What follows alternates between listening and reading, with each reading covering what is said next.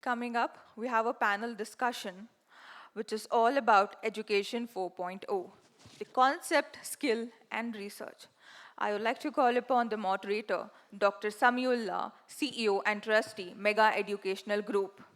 We have panelist Ms. Anupagnan, Director, ACTS Secondary School, Electronic City. L. Suma Yadav, Ms. L. Suma Yadav, Principal, the Oak Ridge International School. Dr. J. A. Vani Sharma, Director, Tapovan School, Bengaluru. Ms. R. Giri, Principal, Basil Uds Nature School, Bengaluru. Ms. Neha Rai, Principal, Freedom International School. Mr. Arun Kumar, HV, the Director, Admission and Outreach of Chanakya University. So all the panelists are coming to the dais. A huge round of applause to all the panelists and the moderator. Gives their experiences who I want to share. It's like I've already dwelled what Education 4.4 means. We are going to talk about what's the kind of research that is required by K-12 and what is the kind of skill sets that we wish to or we need to foresee and keep, and how we can ramp up our resources to meet these challenges. What basically is required is how we need to inculcate a sense of lifelong learning, not only in our students but also in our teachers. How we can upskill the teachers and how we can make sure that this kind of learning that we are getting becomes a perpetual learning for them. Learn, unlearn, relearn, goes on and on. Knowledge is today available. It was not so earlier.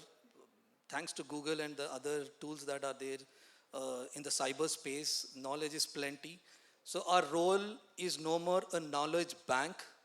Our teacher's role is no more a knowledge custody of the knowledge. It's there how we can facilitate that knowledge, the right kind of values and the skills that should be imparted for these kids that who are there, who can become the future citizens of this country, leaders of this country. Let me begin my first question to Mr. Arun Kumar. So we talk about technical skills, part of the university, higher education. From your experiences being an HEI, Higher Education Institute, what is the kind of role you see in the schools to make the children who are passing out and coming into your organization, how should they be proficient in technology, to prolong, to continue their career growth? Yeah, thank you, sir.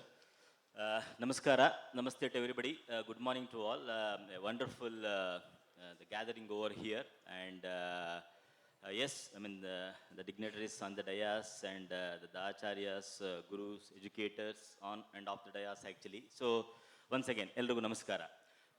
Yes, it's a wonderful occasion here actually, and very apt question as sir did it put across, and also actually in the keynote address, sir did mention about actually the education 4.0, how it is being aligned in terms of actually the industry 4.0. Since I represent actually both industry as well as education, I mean being a mechanical engineering myself, worked for steel plant, power, and finally into education for the last 32 years, setting up universities and the various B schools across what I'm known for actually. Yeah, I mean, the order of the day is actually the technology is something. I mean, each and everyone, we need to embrace the technology, and the landscape of education is changing so fast and rapid that actually that everyone need to actually get aligned with that, and also actually we need to prepare our the kids for that, right? When I say the kids actually that they need to be prepared, I mean, the last gathering which happened, which I was talking to the audience, and I was mentioning about actually the Gen Z students. I mean, immediately somebody said that actually, sir, already we are into Gen Alpha. I mean, the kind of the things, the trend that is changing, and the way it is moving, right? I mean, many a times actually I wonder, I mean, this Gen Alpha or Gen Z, whatever we call it as actually, I mean, there is no dearth of knowledge. I mean, knowledge is nobody's prerogative nowadays, right? Each and everyone actually have similar kind of access to the kind of knowledge what we have, and what important is actually that guidance that is required. I mean, margadarshan, what we call it as actually, that is where required. Otherwise, actually, the plenty of the data details are available actually in the open source where everyone can look into, right? But at the end of the day, what is more important actually that how to fetch that data which is required for our purpose. I mean, that's where actually being educators. And since I represent Chanakya University, I mean, the genesis of Chanakya University is the NEP, the National Education Policy, and the other keynote speaker did mention about the national education policies. And things are so changing rapidly that the liberal education model, the liberal education wherein which actually there used to be time, we used to say that actually that jack of all and the master of none. I mean, nobody used to give consideration to that kind of the profile or kind of thing. But nowadays, actually, what we say, you need to be jack of all. At the same time, you have to be master of few, right? I mean, it's very much important. I mean, you can't be just saying that actually you're jack of all and you know nothing. I mean, you need to have your domain expert. That's why the technology where Sir did asked about AI. AI is all about what actually? I mean, in the previous forums actually, I mean, AI is spread horizontally, right? I mean, it's applicable to everybody. And the various verticals, I mean, education is just one vertical amongst them. I mean, you're going to see that whether it is education, whether it is hospitality, whether it is the various the segments of the businesses what we have actually. So AI is going to cut across each and every part of the domain actually. So that's why we need to embrace technology. So technology always actually we keep telling all the kids actually that yes, and that's why the liberal education model it encourages the student to make them prepared actually for all the challenges, and that's why actually three main skills always we watch for and tell everybody. I mean, irrespective of what they do, irrespective of whichever the degree, whatever they're pursuing, always we keep mentioning that actually that the data literacy. I mean, without data science or the data literacy, because everything is data driven. Without that, actually, you can't do anything. I mean, any decision that is being taken at any level nowadays, actually, data is something which is, data is the fuel. That's what we call it as, right? I mean, without data, we can't survive at all, actually. So that's why we tell everybody, irrespective of your field, actually, you get into data. Data, you need to understand, you need to analyze, you need to manage. So that is one thing. So apart from that, actually, the digital literacy. I mean, we are in the digital world where actually a lot of emphasis is being focused actually. So without which we can't do anything at all. So yeah, I mean, whatever said and done, technology is going to be there. And many a times, I mean, students do ask actually what is going to happen to the human workforce. I mean, is AI is going to replace all the human workforce? I keep telling nothing to worry. I mean, we need to have that. Otherwise, actually, because eventually technology is helping us, and if we are going to embrace that, and actually if we are going to get into the next level, and our job is going to be done. So that's why I say that technology is one of the most important thing. And the transition from the pre-university, because everybody they are representing the pre-university, since I represent the higher education, the request to all the educators and all the gurus and acharyas actually, the transition to provide those kind of gems are the students are the future of our nation to the higher education where we are going to nurture them and we are going to build them for what is required actually. Thank That's you what so my much, take, sir. sir. Thank you so Thank you, much, sir. Arun, Thank sir. I think it's pretty learning for all of us here. What is the expectation from the higher education? Pretty well said. Margadarshan is required for our kids, and how it is important to frame our children, to make our children as jack of all but master of few. They have to have specialization, a specialization so that they get deeper and deeper into that concept and build their own niche there.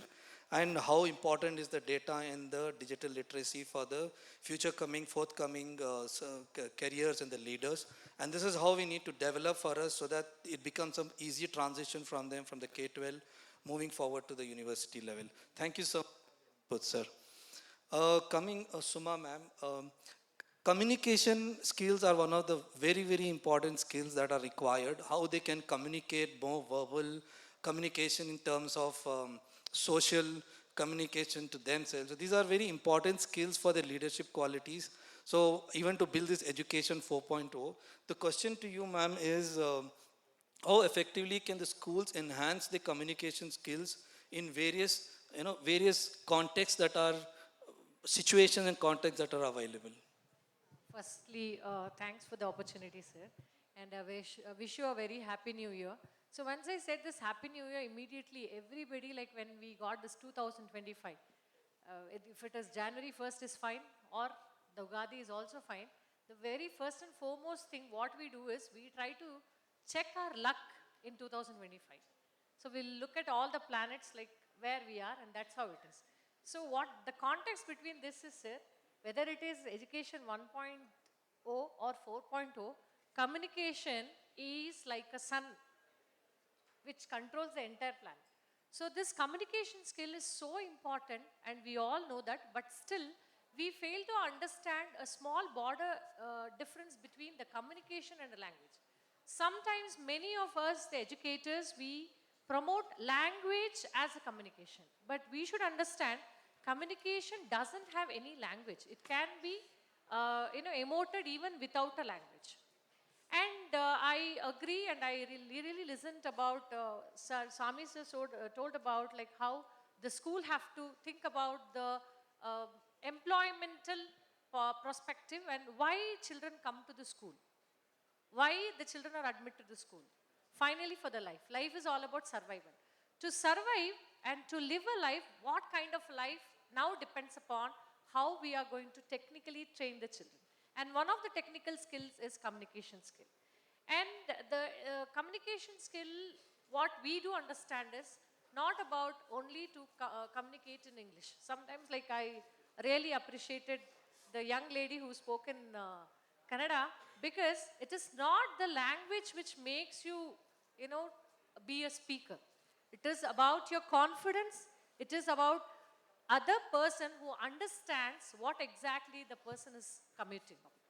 And now the children tomorrow, when they are approaching the industry, so we are all the manufacturers of the people to survive in the city for two aspects. One, they get into some organization, or they will be a freelancer.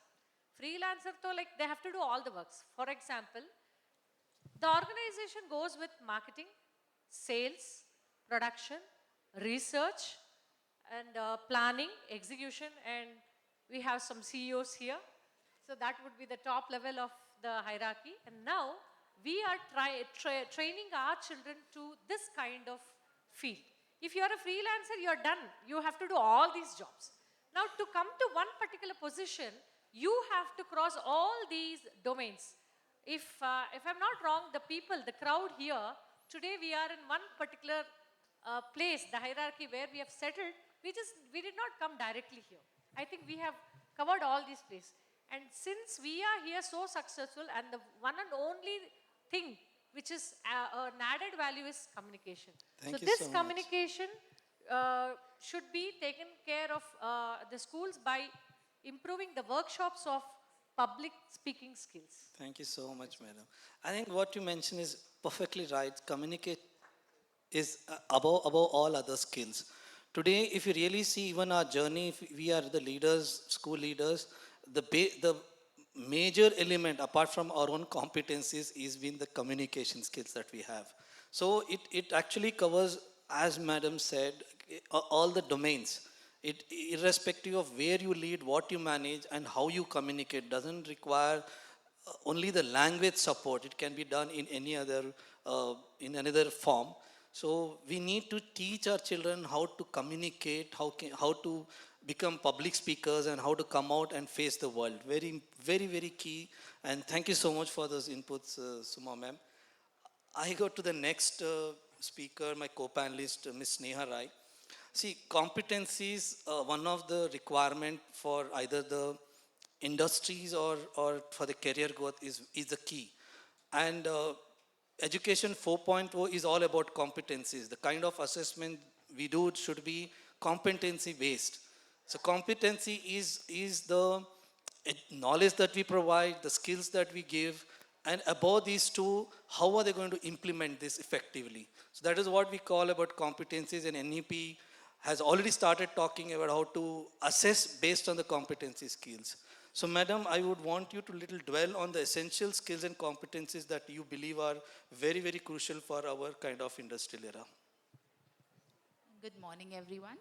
It's an absolute pleasure and an honor to be here amongst all my peers. I will not expect a good morning back from you because I think you must be tired of shouting good morning to everybody. But that being said, I agree with my co-panelists that when it comes to skills for the future, today, not only children, as educators, we are also very unsure of what's going to happen in the future. How is the industry, today we are teaching children whom we are working or preparing for a future that is 10 years away. Whereas the future that is even 6 months away is quite dynamic. We are not sure what are the changes coming, what are the innovations happening. So on what grounds are we teaching them? With what confidence are we going ahead? Simple basics skills that we need to focus on for our students, for whether it's a school or a college. Like ma'am said, definitely communication, one of the most important skills to look at, because no matter which industry you go, no matter where you are, being able to communicate effectively, whether as an employer or as an employee or a CEO, to put your point across, to be able to listen to what the other person is saying and make changes accordingly, very, very important. So having good communication, one of the most important skill sets that we need to look at. What else, when it comes to communication, whether it is being, able to collaborate, when we put our children in groups to work with each other, to be able to effectively do that, identify whether a particular child is able to, handle this responsibility, not handle, and that's when as a team you come to know who's the team leader, who's the follower, what are their strengths and weaknesses, to be able to identify all of this. These are the individual skills that we need to focus and, sharpen, edit a little, because a lot of inherent abilities we have, but none of the skills are something that we cannot work with and polish further for our students. So that definitely, as individuals and adults, as students, we can look at. Thinking, critical thinking, being innovative, being creative. These, today, all of us, we can't blame children as adults. When a task is given, the first thing we used to do, is go on Google and search for it. Today we go to ChatGPT. We've stopped thinking for ourselves. We've stopped stressing ourselves as to what are the things I can think of for myself? What are the aspects I want to look at? So I think that is important for us to get out to our children, enable them, take away platforms that make it easy, make them think of daily life solutions. I remember attending, being innovative, creative session, and they said find solutions to everyday problems. So there was this office where they had a glass door, and it was one side was push and the other side is pull. So typically you will find handles and you will find those little metal tags, they say push and pull, and they were facing issues with, either they were banging into it, getting stuck, all of these issues. So finally one of the employees there came up with a simple solution. The side that said push, they took away the handle. Nothing else. You just had a metal plate, you had to push, you were forced to push. You don't need labels. Because another thing, if you see in India, when you go into stores, there are people who are not able to read English and identify whether it says push or pull. I just found it so beautiful, because such a simple solution, take away one side, you remove the handle, you're forced to push the door. That's all it needs when you say innovative thinking. You do not have to do, engineering or great science for that. So those are the kind of things we need to encourage our children to just look around their environment and see what can be easy, what can make their life easy. That's all. Of course, leadership, management, all of these skills, like I said, when you put them into teams, these are aspects they're looking at, constantly fine-tuning, honing. Thank certain you. Yeah, thank you so much, ma'am. You want to add? Okay, I'm You want to add? extending too much. I'm sorry. All right. Limitation of Okay. time. So That's it. thank you Thank you so so much, Sneha ma'am. Very rightly said, the competencies are not only the cognitive competencies that we are talking, we have not only the physical competencies that we are talking, it moves beyond that collaborative team working as a team skills. Uh, because the kind of evolution and the dynamics of the world is changing very, very fast. The major factor here is, of course, the technology. You said about the critical thinking, curiosity, resilience is, we need to bring that up in our children. Today, the children, because of mobile phones at home or whatever reason, they have their patience and attention to span of attention skills have come down. So how should we, gone are the days when I was very young, we were talking about 7 minutes as a span of attention, and today we are talking about 7 seconds.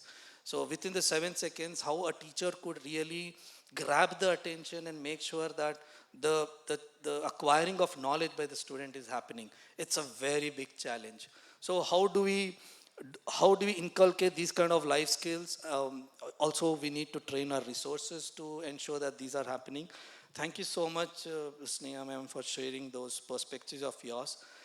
Digital literacy, we have been talking many times. I think all the speakers and even Arun sir said. I move on to Anupa ma'am. Ma'am, how effectively can schools use digital tools and not only find but evaluate, create while ensuring responsible and ethical online behavior?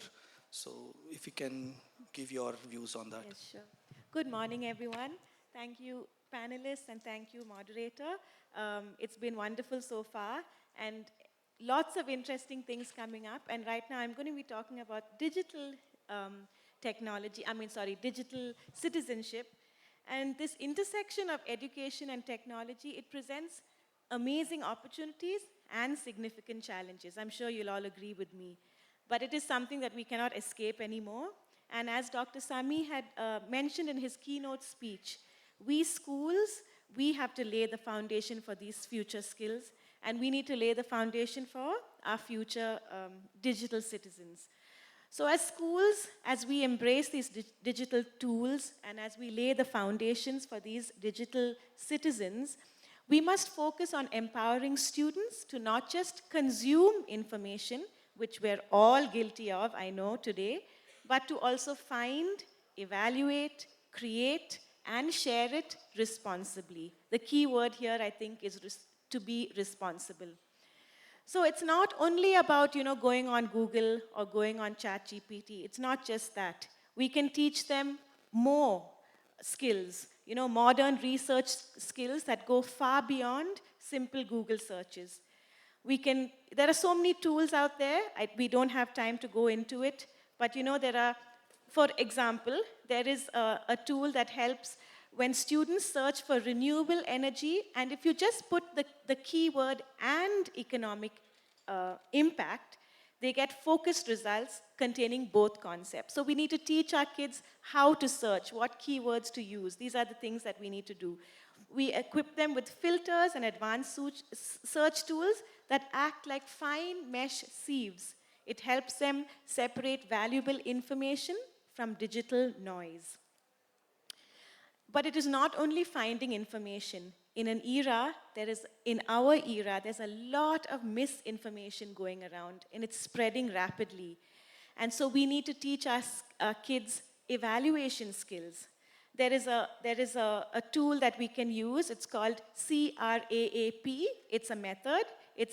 C stands for currency, R stands for relevance, A stands for authority, A stands for accuracy, and P stands for purpose. So we need to think of this as teaching digital detective skills. Is the information correct? Who wrote it? What is their expertise? And what evidence supports their claims? So these critical thinking skills serve students not just in academics, but in their daily digital lives, because they're also on social media a lot. So we need to help them to be able to sieve the information and know what is right and what is wrong. I don't want to go into too much, but I believe that success in this digital education landscape, it requires a three-way partnership between educators, students, and parents. And as technology evolves, so must our approach to digital literacy and citizenship. I would like to end with a quote from Bill Gates that perfectly puts our mission into a nutshell. Technology is just a tool. In terms of getting the kids working together and motivating them, the teacher is the most important. And I think that's why we're all here today, to be able to learn how to do this. Wonderful. Thank you so much, madam. Uh, well said. In this digital landscape, you know, uh, how much of digital noise and misinformation is being flooded in the social media. We never know which is right, which is not. Lakhs and lakhs. I think the kind of misinformation over crosses the number of real information that we see. And how can we make our kids to become digital detector? I mean, this is a very nice word you said. I'm coming across the first time. I've heard hackers and how to be ethical hackers, but a digital detective was a nice term. So how we can develop our children in these areas, and how can we make them a digital proficient and a responsible digital citizen? So these are all very nicely said jargons, and hope we can inculcate these kind of discipline and habits among our students. I move on to Geeta madam. We are talking many about future technologies, digital space, and many things. But can we also talk about the pedagogy? So this is what I want to bring in, Geeta ma'am. How effectively do you think we have to derive new pedagogical methods which are required to prepare our students for the future workforce? Good morning, everybody, and good morning to panelists as well. Very crucial, I would say, because we have been talking about the industrial shift. We have been talking about, one size not fitting all the students, because they have their own learning styles. And when it comes to upgrading, because we are talking about technology, so it becomes very much important to upgrade at every point of time. Unless until the students are upgraded, it is very difficult for us to equip them for the leading jobs which are going to be there in the market in the coming years.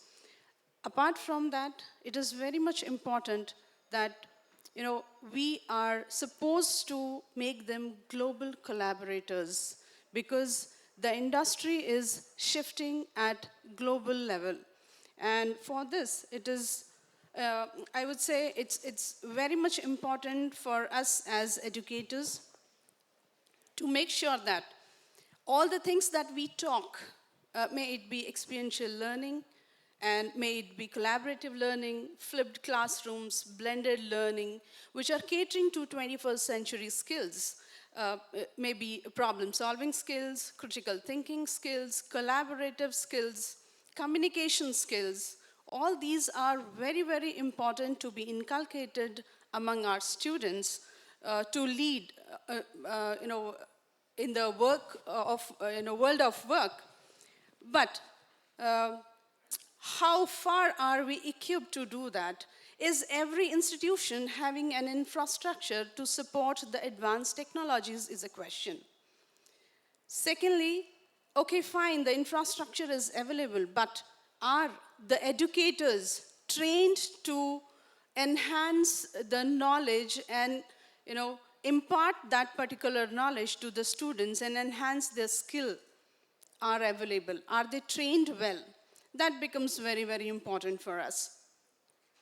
And then coming towards whether we are all having the equity in, sharing the resources which are going to enhance 21st century among our students.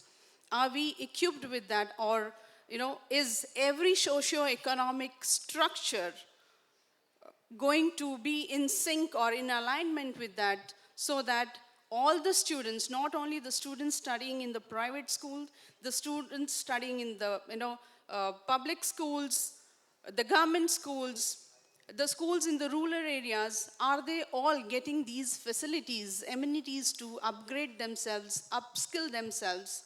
Because at the end of the day, we are trying to prepare the generations for working in the work environments which are not existing currently. So I would say it is very much important for all of us to train the educators, to bring in that collaboration between public and government sectors, revamp the assessment systems where they are still rudimentary, and definitely the enhancement of technology and sharing of technology, shunning up the gap, shunning up the silos between the subjects is surely going to add on skills Thank to you. our learners. Thank you so much, ma'am.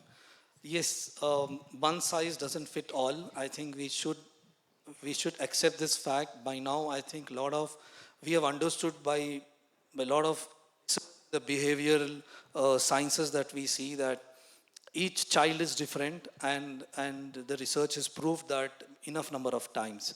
So for this, how we fine tune our pedagogy, go into that differentiated learning, differentiated assessments, how to make, you know, implement flipped classrooms, blended learning, hybrid. See, these are all just not words. Of course, it are jargons, but how we truly understand the need for this, how truly we see the, it's become a compulsion now. So it's no more that they are fancy words. So they could seem fancy maybe 2 years back, but no more now. So there's a demand not only from the industries, there's a demand also from the parents and the society and the community that we need to change, we need to start seeing as innovators, start creating that niche in our school. So thank you so much for your inputs, ma'am. I'll quickly move on to Vani, ma'am. We have been speaking so many things, but of course there are a lot of challenges that school has to undergo. So to you, ma'am, what do you think are the biggest obstacles to these successful adaptation of education 4.0 practices, and how do you think we could overcome these? Hello. Thank you, Dr. Sami. I think he has done enough research distributing the topic of 401, and each one shared their wisdom. So being the last person and the right topic, obstacles, obstacles, obstacles. That is the easy way to escape, I say. So what happens? We are all born. Everyone knows when a child starts, even crawling also there are obstacles, walking there are obstacles, running there is an obstacle, and living on this earth there is an obstacle. Every human brain knows to step out of, face the obstacles, and then get the skill to manage themselves. Fundamental thing. So these things keep coming, at least as a senior person, over 30 years of experience in the field of education, and one generation, 70s education, where one textbook was running in the family from the first child to sixth child, same textbook, same thing. Then what happened? What is the revolution now? We don't know next year what syllabus changes come. But it's a wonderful thing that is happening. After 30 years, there is a really NEP and NCP has brought in really a student-friendly changes. I am for it. How many of you are there for it? I prefer to be extempore because I'm sharing with my leaders, and definitely we should forget about the obstacles. Change is the one thing that is constant. So we should be ready for all the changes that are coming. For that, we should equip ourselves first, and the teachers are the pillars of the school. So educators must educate co-educators. These type of things continue to happen, not to listen here. Of course, listening skill is the best, but actually to implement inside the campus. I hope all of you will agree. So now coming to the skills, particularly vocation, the word has gone in here, this thing. Vocational skills are so much focused in NEP. So how many of the schools, as on now, started really vocational? They think from where I can get a sculptor, from where I can get a plumber, from where I can get an electrician to teach the students. How sad the mindset is. Honestly, vocational training doesn't mean that only an expert is required to teach a student in the school. Even we teachers, with so much of education degrees, so-called degrees behind our tag, we can equip ourselves. We can get mentored to again pass on our skills to the students. So I, first of all, the word, I'm sorry, the pedagogy, what is given to me, I'm totally against it. So we call it obstacle, it will remain an obstacle forever. If a stone is there behind me, in front of me, if I just don't remove the stone, I can't walk on the road. So what is my duty? To remove the stone. Then only my car or my two-wheeler or my two legs won't move forward. So that responsibility lies with every leader, every matured person in the country. I'm honestly telling you. So now, for example, the vocational training. So we have in our school, everything is only, because only I can speak about my school. I can't speak about others. So everything is not a dialogue on the stage. Everything has to be action from the children. Whether it is empathy also should be in action, no dialogue. You have to make the students go and work with underprivileged children. You have to have a project for that. Whether it is sick people, whether it is orphanage children, or whether it is karmacharikas. You have to have one project to make the students go and clean the streets, or to go and help the sick people, or to go to the orphanage. That has to be one project. Not talking about empathy. That is only a dialogue according to me. Action in doing is very, very important. Then vocational courses. We have divided the school into 6 vocational courses. Nobody from outside, all in-house. All the teachers must be empowered. There is no other. And then she spoke very well about equity and combining all the government and private and affluent schools and all. 100% true. So for that, what we should do?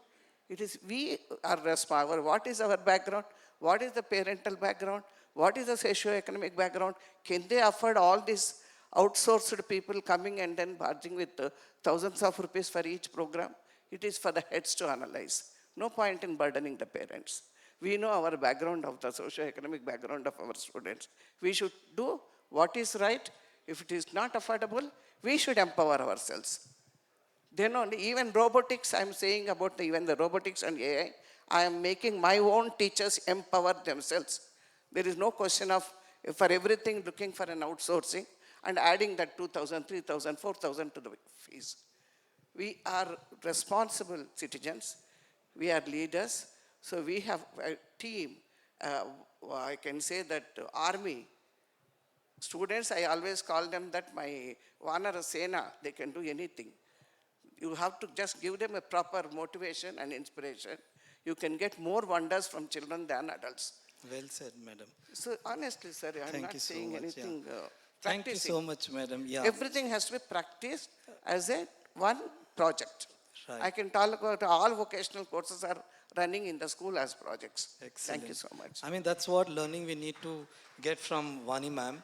That challenges are there, rightly said, from the day we are born till now we have challenges, and when we could overcome those, this is not a big challenge for us to face. So yeah, rightly said, madam, skills can be divided into 2. One is the vocational skills and the second is the life skills. Both are equally important. I have been to many countries and I've seen, particularly in European countries, they don't go to any garages or they try to do the first kind of repair themselves, maintenance themselves. And we don't see that, unfortunately, in our country. Of course, now we have started understanding the importance of vocational, and CBSE has also made us mandatory from 6th onwards that we need to implement some vocational courses. So as NEP or NCF ma'am was talking about, really, yes, it's become a good guidance for us now. At least we know that what's happening. I used to feel bad when I'm traveling other parts of the globe and see the education has gone really, really far, and we are laid back. Now after NEP, NCF, it's not that NEP, NCF is a complete document, but that gave us a ray of hope. It gave us a end of the tunnel where yes, we can do wonders using our education and building little bit of innovation and creativity in our education, implementing our education purpose. Very nicely said by madam that let's start doing our own. Every time we cannot just rely on outsourcing and be I don't say blackmail as such, but yes, we are bound to them. So if we can do ourselves certain kind of things, because ultimately Vandra Sena is ours. They are our students, okay? And they go pass out as, they will be branded, they will be labeled as, this is the student from that particular school. And can we bring that pride in that student, which is very, very important. Thank you so much, madam, for your inputs. So overall, we have seen how, different perspectives from these highly accomplished leaders here. And I know we'll move on and hear more from you as well, from the leaders, other leaders. Education is changed, and we have to accept that fact. Like ma'am was saying, it was no more one textbook for 1 to 6. We have many textbooks that particular year. The changes is happening vertically and horizontally everywhere. We never know what is the textbook that's going to come out, what is the kind of changes in the board that may come out in the next year. So we have to be before. So if we really see, when we started doing the assessment, I'm again talking about our own schools, we were doing a holistic assessment for last 15 years. Okay, and now we see that CBSE is promoting holistic education framework or holistic progress card. But we were just not based on the cognitive or academics part. We also used to assess their physical, assess their affirmative skills, assess their socio-emotional skills. So these are the domain skills, 4 important domain skills that we need to really implement in our own school campuses. And that is how we can make a holistic student. Thank you so much for everyone here and sitting out patiently you're hearing. One last, on a lighter note, talking about technology again, there was this mother, trying to charge on her child, saying, why did you do this foolish job? And if like our mothers say, if everyone falls into the well, do you also jump into the well? And again, the child said, no, mama, I'm not going to, jump. Immediately, there is a AI device that said, no, you should jump. Okay? So, I'm trying to say the maturity still of the technology, we should not take it in complete totality. Now, why did the device say yes? Because it manipulated, it went into the pattern of the behavior of the child's students, and it derived saying, okay, if everyone is doing, then there's the optimized level of you also doing it.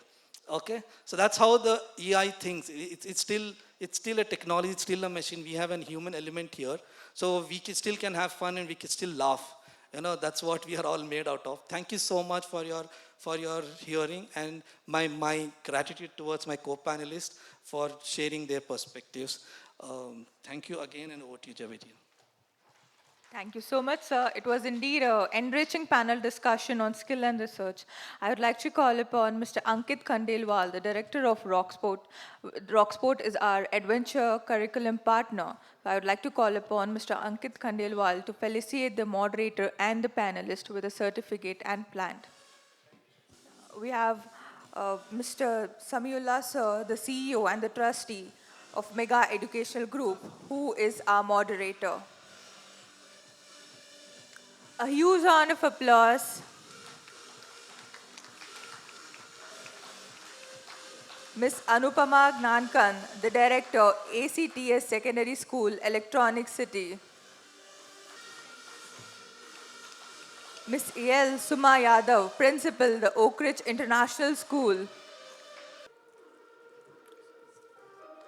Dr. J. A. Vani Sharma, director, Tapovan School, Bengaluru. Ms. Geeta R. Giri, the principal, Basil Woods Nature School, Bengaluru.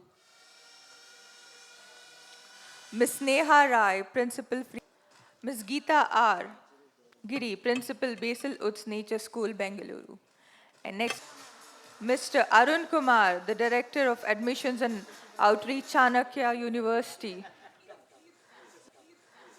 Ms. Neha Rai, the principal, Freedom International School.